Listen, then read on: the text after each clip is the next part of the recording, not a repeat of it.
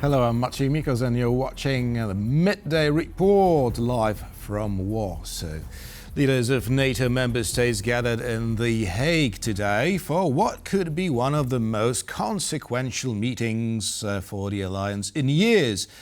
Correspondent Alex Carrier is in The Hague for us. Good afternoon, Alex. Donald Trump is putting pressure on European NATO allies to spend more, and Mark Rutte says they will do just that. Should we then expect any surprises at today's summit in The Hague?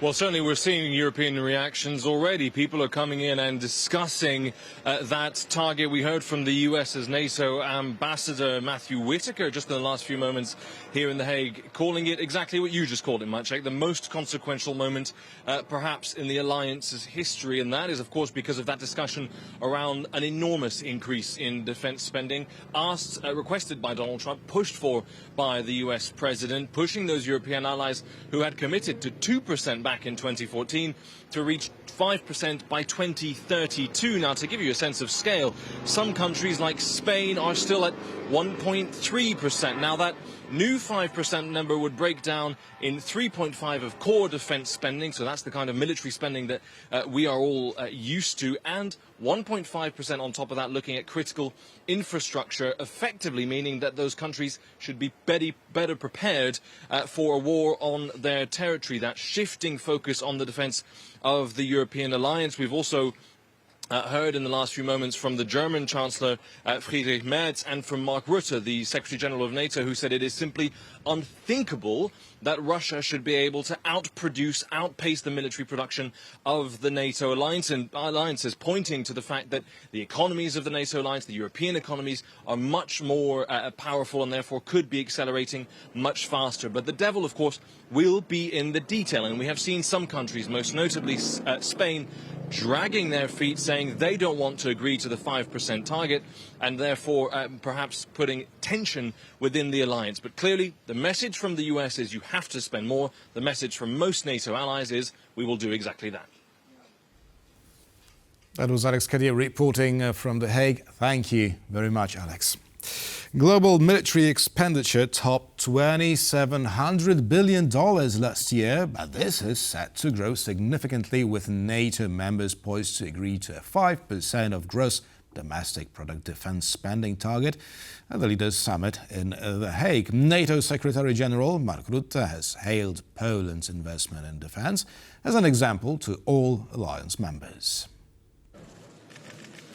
Poland's defence minister in March told EU colleagues that Warsaw plans to spend 4.7% of the country's gross domestic product on boosting its military this year.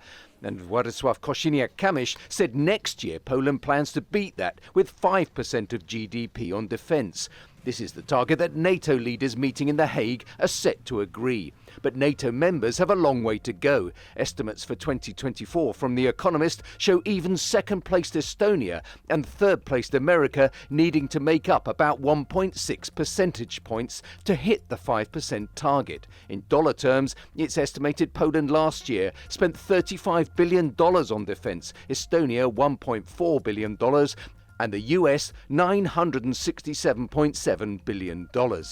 At the bottom of the pile are Slovenia, which falls short of the current NATO target of 2%, with 2024 estimated spending of 1.29% of GDP, amounting to $0.9 billion, narrowly beating last-placed Spain with 1.2% of GDP on defence, amounting to $21.3 billion. NATO Secretary-General Mark Rutte has proposed that the new 5% target be broken into two parts, 3.5% of GDP on purely military expenditures and 1.5% for defence-related items such as military mobility and cyber security. Russia outpaces NATO after massively ramping up its military spending to support its war against Ukraine. Estimates from Economics Insider put Moscow's military spending at 7% of GDP for last year, amounting to around $151 billion. Ukraine tops the World League of military spending, ploughing 34% of its GDP, nearly $65 billion, into the fight against Russia's aggression. The 32 NATO leaders are set to approve the new spending target on Wednesday. Ukrainian President Volodymyr Zelenskyy has confirmed plans to meet with US President Donald Trump during the NATO summit in The Hague. While the exact timing and format of the talks are still being finalized, discussions could begin as early as today. Zelenskyy said the meeting will focus on critical issues, including US security assistance to Ukraine, future military and political cooperation, and Washington's role in defending Ukraine. Although Zelenskyy won't participate in the summit's main discussions, NATO Secretary-General Mark Rutte emphasized that Ukraine will still have the alliance's full attention, especially as the summit unfolds against the backdrop of the escalating conflict between Israel and Iran. But of course, that's there now. A Russian ballistic missile struck a passenger train traveling from Odessa to Zaporizhia, according to a brief statement released by Ukrainian Railways. The attack occurred in the Dnipropetrovsk region, causing injuries among passengers. Emergency medical teams arrived at the scene, and passengers were evacuated to nearby shelters for safety. The damaged train was en route to Zaporizhia when the missile hit. Ukrainian authorities are preparing reserve rolling stock to continue transporting passengers to their destination. In addition to the train strike, Russian missiles also targeted other locations in the region, including the city of Dnipro. A school, a dormitory and a residential building were reportedly damaged. Nearby Samar was also hit in the wave of attacks. No fatalities have been confirmed at this time.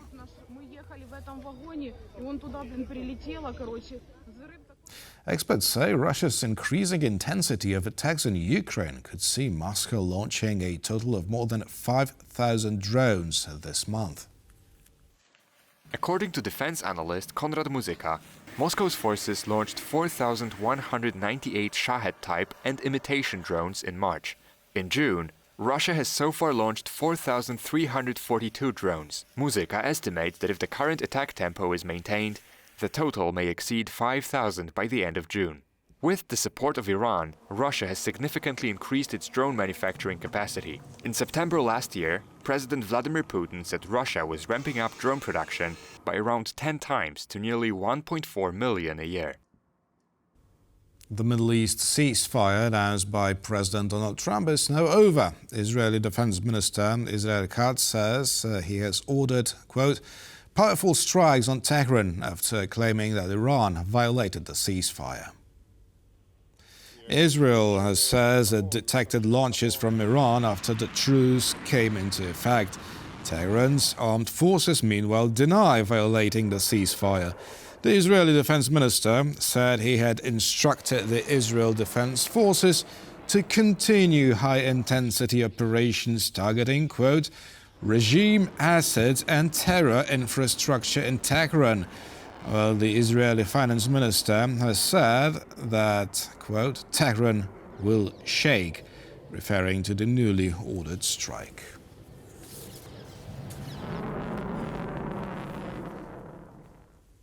The US president has accused both Israel and Iran of breaking the ceasefire he announced hours earlier, speaking to reporters before leaving for the NATO summit in The Hague.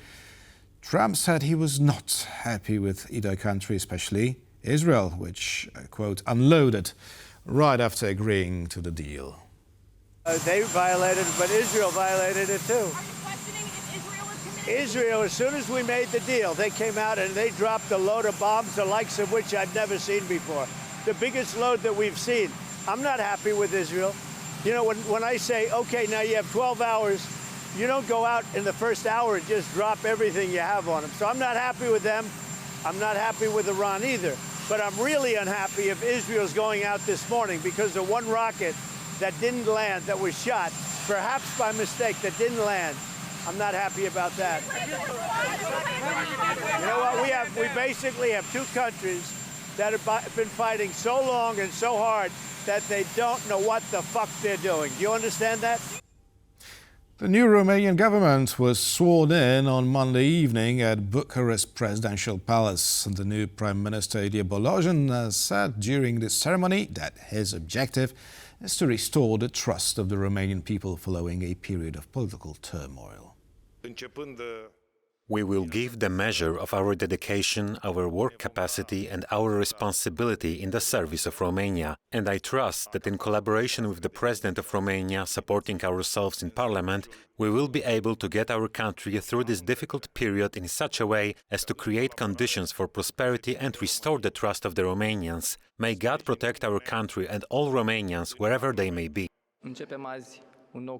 Today we are starting a new chapter. I would like to thank the majority parties and the representatives of national minorities for understanding that imperative that Romania has at this moment, namely stability. We discussed a lot and the fiscal issue was an imperative, and I am very happy that the parties have assumed the corrections that Romania must make. Beyond the economy, we must reform the state, and I am also happy that the parties that assumed the government and the minorities have assumed the reform of the state, and beyond that we must regain the trust of the citizens in the authorities of the Romanian state. Exiled Belarusian opposition leader Svetlana Tsikhanouskaya has thanked Polish Foreign Minister Radosław Sikorski for fighting for the release of political prisoners in her country. Tsikhanouskaya posted her comment on X after her husband, Serhiy, was released from prison along with 13 others on Saturday. Minister Sikorski, dear Radek, today I want to thank you from the heart. After 5 painful years, I have finally been able to see Serhiy, and our children could hug their father again. That moment was possible because of your consistent vocal support. You have stood up for Belarus, for justice, for political prisoners like Serhiy, and that strength has mattered so much for us. But we must keep going. The regime still holds too many behind bars, including of our common hero, Andrei Pochobut. So let's continue this fight until Belarus is free. Serhiy and I truly hope to see you soon, face to face. Thank you. Germany's defense minister Boris Pistorius says the country will reintroduce conscription to boost the ranks of its armed forces if its planned volunteer program fails to provide enough recruits. Defence officials want to expand Germany's military by 80,000 more professional soldiers over the next decade in order to meet its NATO commitments. Berlin is also looking to boost the number of active reservists from around 60,000 today to 200,000 by the end of the decade. The Financial Times is reporting that after compulsory military service was ended in 2011, Germany lost contact with many former conscripts due to data protection issues. Berlin's planned voluntary military training scheme is expected to initially accept 5,000 people a year. Serbian President Aleksandar Vučić announced his country has halted all arms exports, citing national security concerns. At the same time, Vučić denied that the move was sparked by allegations that Serbian munitions made their way to the Ukrainian army. The announcement came following Vučić's meeting with the top brass of Serbian military. In a brief statement, the Serbian president said that Serbia is sending ammunition solely to its own military installations, and that all exports have been suspended. His decision comes amid increasing criticism following claims that Serbian ammunition has been supplied to Ukrainian soldiers. In May of this year, Russia's Foreign Intelligence Service accused authorities in Belgrade of supplying weapons to Kiev, despite Serbia's declared neutrality in Moscow's war in Ukraine and friendly ties with the Kremlin. The decision comes not long after Vučić refused to condemn the Russian invasion of Ukraine, while at the same time pledging to support Ukraine's reconstruction. It's not every day Krakow's main square turns into a runway for bald wigs and aviator shades, but this week it's all thanks to Mr. Worldwide as Pitbull fever grips the city. Our reporter Alexandra Burenda went to find out just how deep the craze runs. Move over pigeons. The main square in Krakow has now new regulars that are bold, bespectacled and ready to party. We are now out on the hunt for signs that Pitbull mania has officially left the Taron Arena and entered the heart of the city. And yes, the bold wigs are definitely multiplying. And from cafes to souvenir shops, we definitely see that Mr. Worldwide unmistakable look is now this week's must-have accessory. And some here are definitely for the second concert that is to happen tonight at the Taron Arena, and others are joining for this viral trend. Now, either way, Krakow is leaning into this fun and doing it most definitely with style. And we'll be checking now who wore it best and how just the Pitbull effect has spread here in Krakow. More from the city later today, so stay tuned. From Krakow for TVP World, Alexandra Bulenda. And that would be all for now. Stay with us here on TVP World for more news and features.